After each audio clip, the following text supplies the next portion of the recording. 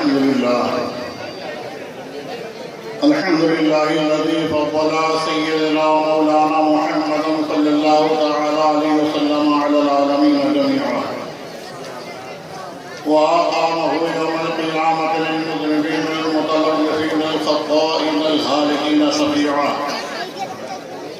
وصلى الله تعالى على كل من هو محبوب مرضي لديه صلاة تبقى وتدوم بدوام الملك الحي القيوم وأشهد أن لا إله إلا الله وحده لا شريك له وأشهد أن سيدنا مولانا محمدا عبده ورسوله بالهدى ودين الحق والصلاة أما بعد فأعوذ بالله من الشيطان الرجيم بسم الله الرحمن الرحيم إن الدين عند الله الإسلام صدق الله العظيم وصدق بلغنا رسوله النبي الأمين الكريم ونحن على ذلك لمن الشاهدين والشاكرين والحمد لله رب العالمين. اسٹیج پر رونق افروز معزز علماء ملت اسلامیہ، حفاظ کرام، شورائے اعظام، میرے بزرگوں اور دوستوں، ابھی بچوں، السلام علیکم ورحمۃ اللہ وبرکاتہ.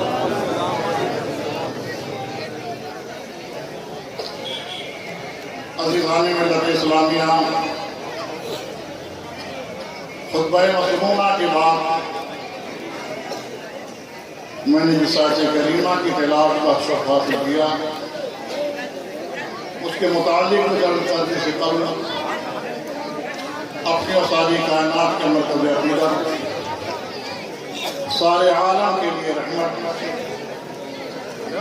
امام الانبیاء، افضل المرسلین، خاتم النبیین، جناب احمد مصطفیٰ محمد مصطفیٰ صلی اللہ تعالیٰ علیہ وآلہ وسلم کی بارگاہ مقدس سلام، درود شریف کا نذرانہ پیش کرنے. اللہم صلی علی سیدنا مولانا محمد وعلی الجود والکرم وعلی آلہ وآصحابہ وسلم صلی اللہ علیہ وسلم. السلام علیکم یا رسول اللہ صلی اللہ علیہ وسلم. عزیزان ملت اسلامیہ، آج کا اجلاس ادارے شرعیہ کامرہ کا یہ سالانہ جلسہ ہے. آج کا یہ جلسہ در حقیقت ادارے شرعیہ کی جانب سے تمام اہل ٹانڈا کے لیے بالخصوص،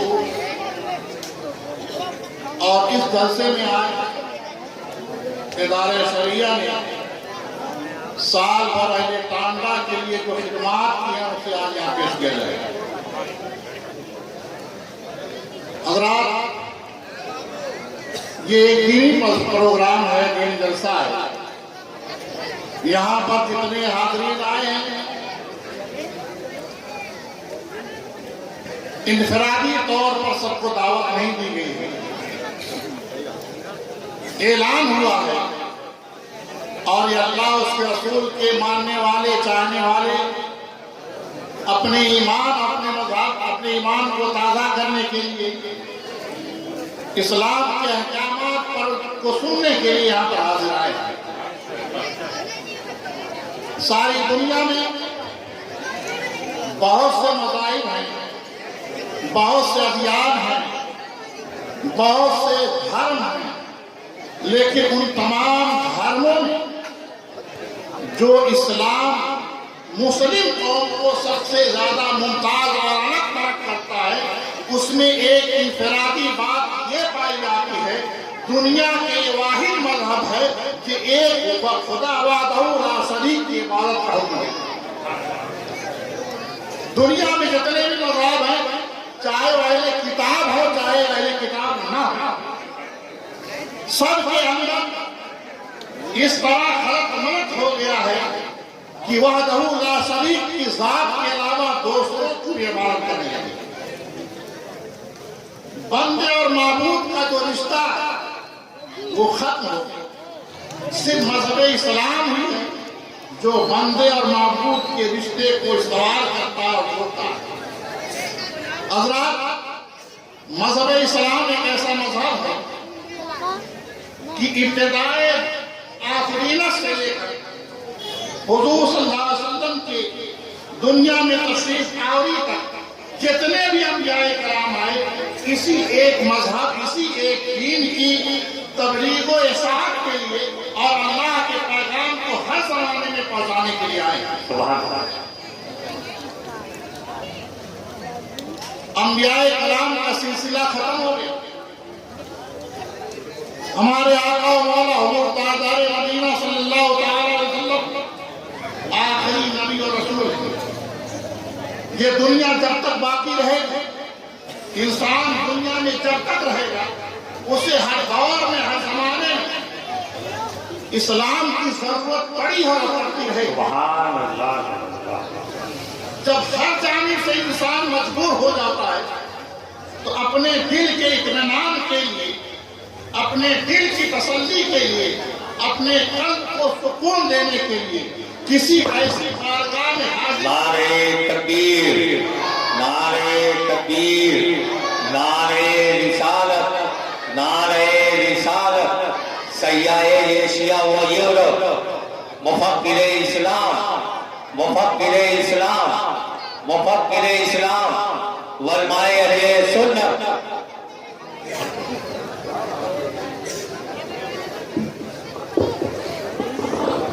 ایک مرتبہ دوسری رضی اللہ صلی علی سیدنا مولانا محمد معاذ الجود والکرم وعلی آلہ واصحابہ وسلم صلی اللہ علیہ وسلم السلام علیکم یا رسول اللہ صلی اللہ علیہ وسلم. ابھی مفکر اسلام علامہ محمد فاروق القادری صاحب بہت جلد رونق اسٹیج ہونے والے ہیں انشاءاللہ. بس تھوڑی دیر کے لیے میں حاضر آ گیا. ویسے میری تقریر اکثر و بیشتر ہوتی رہتی ہے. کچھ عرض کرنے کے لیے حاضر آیا. ایک بار تو گوشی پڑی اللہ سیدنا مولانا صلی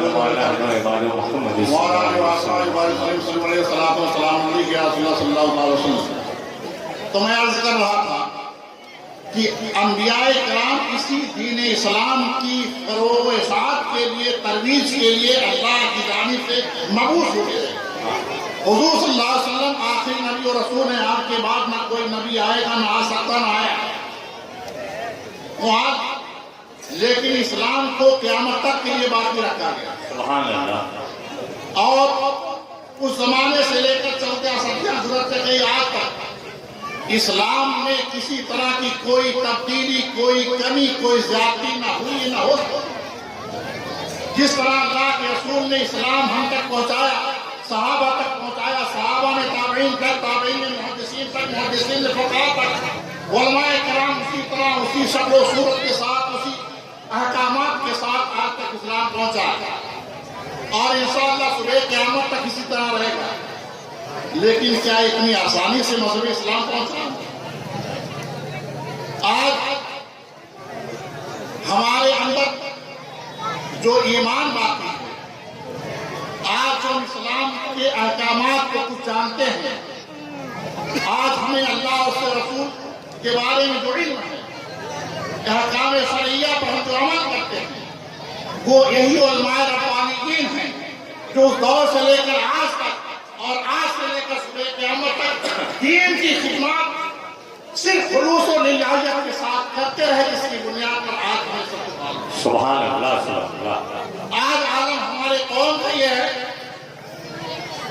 ہمارے سوچ و فکر یہ ہو گئی ہے کہ ہم دینی تعلیم کو ثانوی حیثیت دیتے ہیں، اولیت ہم دنیاوی تعلیم کو دیتے ہیں. مزاج ہمارا یہ بن گیا ہے کہ اگر کوئی ڈاکٹر بن جاتا ہے تو اس کا سماج میں بڑا نام ہوتا ہے، لیکن کوئی اگر حافظ بن جاتا ہے تو اس کا کوئی نام لینے والا نہیں ہوتا ہے کہ بڑا حافظ ہو گیا. جب کوئی ڈاکٹر بنتا ہے تو وہ تو ڈاکٹر تو ہے ہی ہے، اس کا باپ، اس کا بھائی بھی بڑے فخر سے کہتا ہے میں بڑا ڈاکٹر کا بھائی ہوں، بڑا ڈاکٹر کا باپ.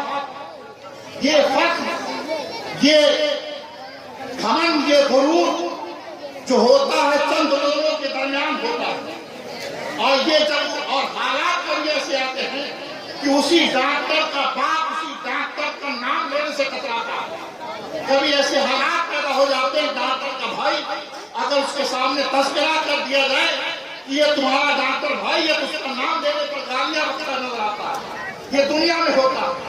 اور جو حافظ قرآن وہ کلام پاک کی جو لافانی ہے ابدالآباد تک کے لیے ہے اور جو سینے میں محفوظ ہو جاتا ہے اللہ تعالیٰ اس سینوں کو بھی لافانی بنا دیتا ہے۔ سبحان اللہ۔ حافظ قرآن آج یہ ہوتا ہے جب کوئی ڈاکٹر بن کے آتا ہے تو جلسہ ہوتا ہے یا کوئی پروگرام ہوتا ہے اس کو بلایا جاتا ہے، لیکن حافظ قرآن کا کیا ماننا ہوگا؟ یہاں دنیا میں نہیں، اللہ تعالیٰ آخرت میں اس کا جو مزدہ سنایا اپنے حبیب کے ذریعے سے۔ عالم یہ ہے کہ حدیث شریف میں آتا ہے کہ حافظ قرآن کو سارے اہل محشر کے سامنے، ساری دنیا میں جو آئے جو چلے گئے جو موجود ہیں جو آئیں گے سب کے سامنے اللہ تعالیٰ ایک اونچے ٹیلے پر کھڑا فرمائے گا۔ جس کو کھڑا فرمائے گا؟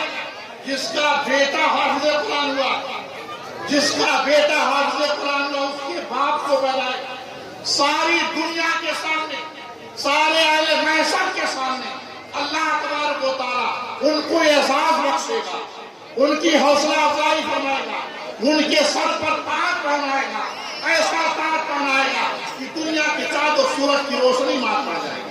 تب وہاں یہ سوچائے گا کہ اے کاش دنیا میں بھی اپنے بیٹے کو حافظ قرآن پڑھاؤں، لیکن آج ہمارا یہاں ہماری سوچ اچھی دیکھو کہ قرآن سب سے اچھی تعلیم ہے، قرآن سب سے اہم تعلیم ہے، قرآن سب سے افضل تعلیم ہے جو سیکھنے والے کو فائدہ پہنچاتی ہے، سکھانے والے کو فائدہ پہنچاتی ہے، جو سیکھتا ہے اس کے والدین کو فائدہ پہنچانے والی ہے، اس کے خاندان کو فائدہ پہنچانے والی ہے۔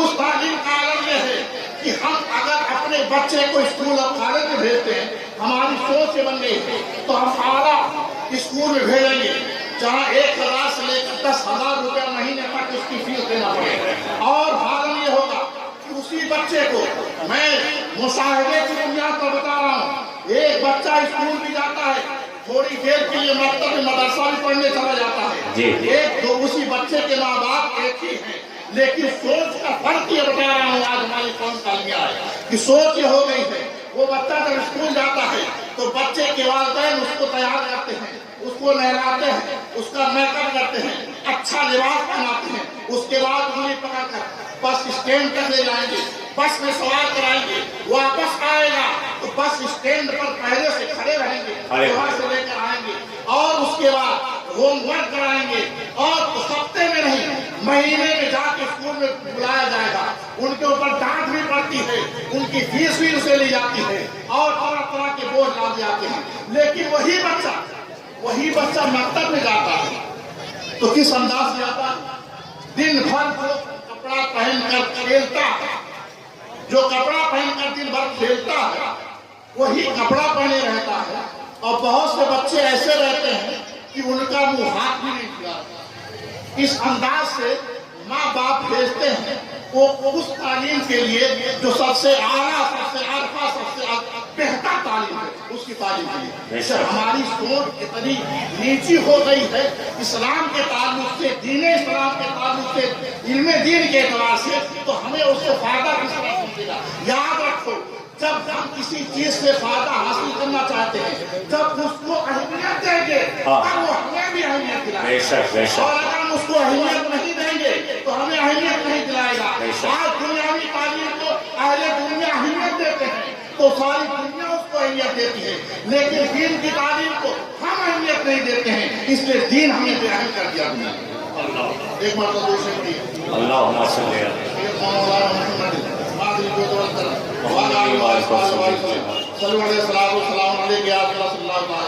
اور اس کے ساتھ ساتھ ایک بات دوسری بات یہ ہے کہ دینی تعلیم میں پڑھانے والے اساتذہ کرام آج اتنا بڑا جلسہ ہے اور ایک بہترین مفکر اسلام اسلامی اسکالر علامہ فروغ القادری صاحب کا بیان ہونا اور انشاءاللہ پرمخ بیان ہونا، اور اس کے علاوہ بہت سے جلسے ہوتے ہیں، بڑے بڑے شعراء کو رات خواہ کو بلایا جاتا ہے، ایک رات میں لاکھوں روپیہ خرچ کر دیا جاتا ہے، میں اپنے قوم کی بات بتا رہا ہوں.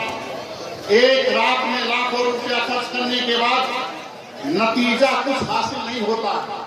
قوم کو کچھ حاصل نہیں ہوتا ہے. نہ وہاں سے کوئی مسائل سیکھ کے جاتے ہیں, نہ وہاں سے کوئی اور اہم بات سیکھ کے جاتے ہیں کہ جو ان کے اندر, ان کے دل میں جگہ بنا دے اور وہ اپنی قوم میں ایک اچھے فرد بن جائے. لیکن وہ شخص جو انگریزی کرنے کے بعد, محنت کرنے کے بعد آپ کے بچے کو ایسی تعلیم سے آراستہ کرتا ہے, قرآن عظیم پڑھنا سکھاتا ہے, دینی تعلیم سے آراستہ کرتا ہے, کلمہ طیبہ سکھاتا ہے, قرآن کی صورتیں سکھاتا ہے, نماز روزے کے مسائل بتاتا ہے, نماز پڑھنے کا طریقہ بتاتا ہے, اور آپ جو بچہ اسلام کو پہچانتا ہے, اسلام کو مانتا ہے, اسلام کو جانتا ہے, وہ وہیں سے سیکھ کے آتا ہے جو اس کا اس مدرسے کا مکتب کا حافظ قرآن سکھا اور بتا دیتا ہے. اس کے دل میں جو محفوظ ہوتا ہے انہیں سے محفوظ ہوتا ہے جو اس میں ایک حافظ قرآن سکھا بتا دیتا ہے. بڑا ہونے کے بعد اس کو وہی یاد اور باقی رہ جاتا ہے جو بچپن میں پڑھا ہوتا ہے, جو بچپن میں یاد کیا ہوتا ہے, جو بچپن میں اس کے ذہن میں نقش ہو جاتا ہے. پتا کیا چلا, آج ہمارے بچوں کو اگر کلمہ آتا ہے تو اسی مکاتب کی دین ہے. سبحان اللہ, سبحان اللہ, بے شک. نماز کے احکام جانتے ہیں تو انہی مساجد, انہی مکاتب کی دین ہے. ہمارے آج جو کہتے ہیں مسلمان ہیں, یہ اسلام کی اگر ہمارے اندر کچھ سمجھ ہے تو انہی مدارس اسلامیہ کی دین ہے, انہی مکاتب کی دین ہے.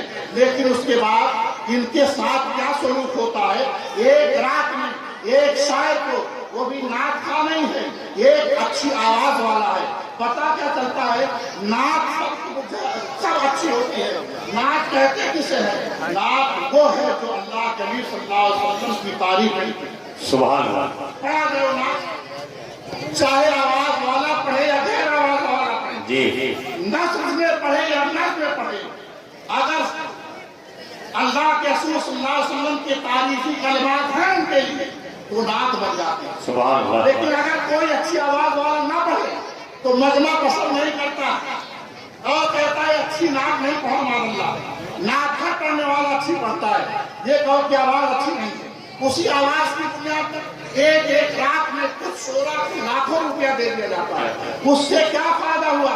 اے کاش وہی 1 لاکھ روپیہ آپ اپنے مکتب کے جو مدرس ہیں, جو حافظ ہیں, ان پر صرف کر دیتے تو آپ کو صرف ابھی آپ کے بچے کو جو دے رہے ہیں دینی تعلیم سے آراستہ کر کے دے رہے ہیں. اگر آپ ان کے اوپر خرچ کرتے, یہ صرف دینی تعلیم سے آراستہ ہی نہیں کریں گے بلکہ دین کا ایک بہترین مجاہد اور ایک بہترین پیشوا بنا. سبحان اللہ. نعرہ تکبیر, نعرہ رسالت, جشن عید میلاد النبی, جلسہ دستار بندی. آج یہ ادارے شریعت اپنی خدمات کو پیش کر رہا ہے. ادارے شریعت کی طرف اہل خانقاہ کی توجہ جس طرح ہونی چاہیے, میں ان کے اراکین سے جو ممبران ہیں ان سے میری ملاقات بھی ہوتی رہتی ہے, لیکن جس بھی حالات سے یہ چلا رہے ہیں اور اس اعتبار سے جو خدمات اس قوم کو کر رہے ہیں وہ ان کے حالات کے اعتبار سے بہت زیادہ کچھ مکاتب چلاتے ہیں جو محلے محلے میں قائم ہیں. اس کے جو اراکین ہیں آپ کے پاس جاتے آپ کے زکوٰۃ اور عطیات کی رقم لیتے ہیں اور پھر انہی رقم سے آپ کے بچوں کو دینی تعلیم سے آراستہ کرنے کے لیے مکاتب چلاتے ہیں. کئی مدرسے چلتے ہیں جہاں پر حفظ قرآن, ناظر قرآن کی تعلیم ہوتی ہے. یہ کیوں لگے ہیں آپ کے؟ ان کا اس سے کیا فائدہ ہے؟ وقت کو دیتے ہیں, ٹائم نکالتے ہیں, اس کے لیے محنت کرتے ہیں. آج ایک جلسہ کرانا ہوا, اس کے ذمہ دار ہوں گے, مہینوں سے تیاریاں کر رہے تھے, کس لیے کر رہے تھے؟ کیا ان کا اس میں ذاتی فائدہ تھا یا تنظیم سے ان کو مالی فائدہ ہوتا ہے؟ کچھ نہیں ہوتا ہے. صرف ایک بہت کم یہ قوم کا درد ہے ان کے دل میں, ایک اسلام سے محبت ہے کہ اگر ہماری قوم باقی رہے گی, مذہب اسلام ان کے دل میں رہے گا تو ہم بھی باقی رہیں گے. اور اسلام ایسی جذبے کے تحت یہ خدمات انجام دے رہے ہیں. تقریباً 166 بچے ناظر قرآن مکمل کر لیے. یہ وہ بچے ہیں جو ادارے شریعت کے مکاتب میں پڑھتے تھے.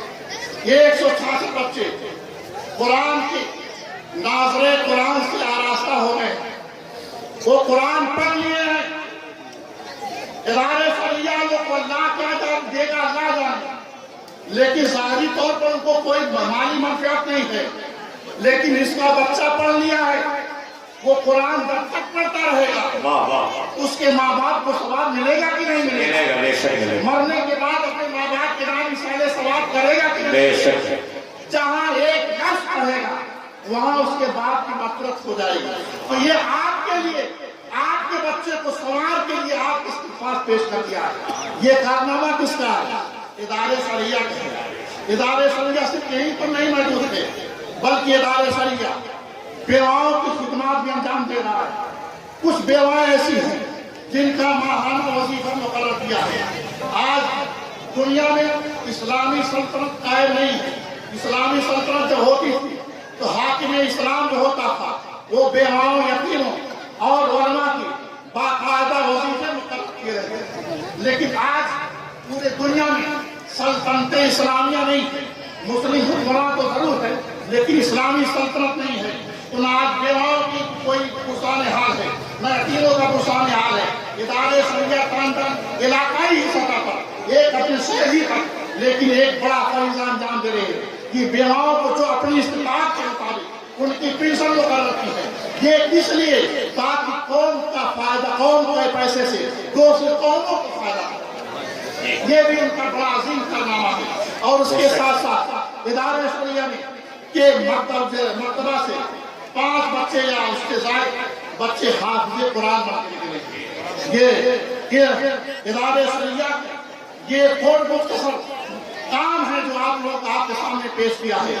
اس کے ساتھ ضرورت اس بات کی ہے کہ دیکھیے انسان سے، افراد سے معاشرہ بنتا ہے اور ایک شخص پورے معاشرہ کے لیے کارگر اس وقت تک نہیں ہو سکتا ہے جب تک کہ معاشرے کے افراد اس کا تعاون نہ کریں، اس کی مدد نہ کریں، اس کا ہیلپ نہ کریں۔